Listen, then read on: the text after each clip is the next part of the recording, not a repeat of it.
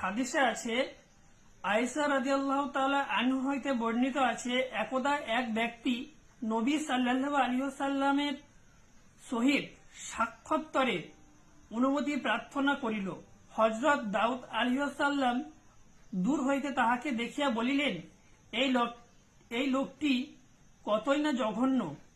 ততপর সে হযরতের নিকট আসিয়া বসিলে হযরত দাউদ আলাইহিস সালাম তাহার সঙ্গে সহযোগ্য মিশিলেন এবং উদার ও কোমল ব্যবহার দেখাইলেন।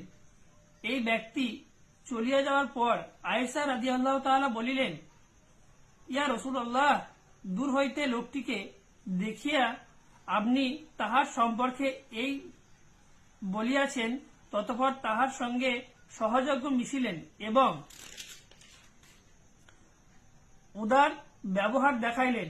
হযরত দাউদ আলাইহিস সালাম বলিলেন, হে আয়েশা, তুমি আমাকে বদ মেজাজ গালিগালাজিকারী কখনো দেখিয়েছ কি?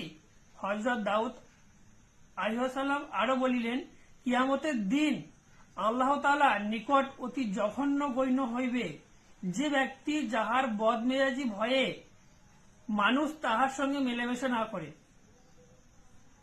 মানে এটা কি বোঝাতে চাইছে আর কি, মানে বদমেজাজি মানে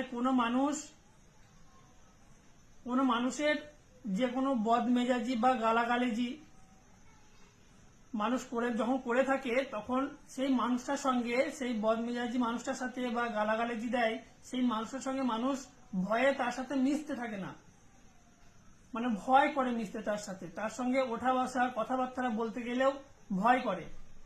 তাহলে বদমেজাজি এবং গালাগালিজি দেওয়া যাবে না।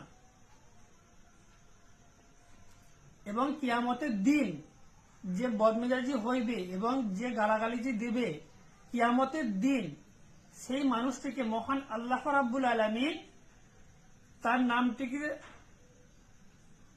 জঘন্য বলে গণ্য করা হবে।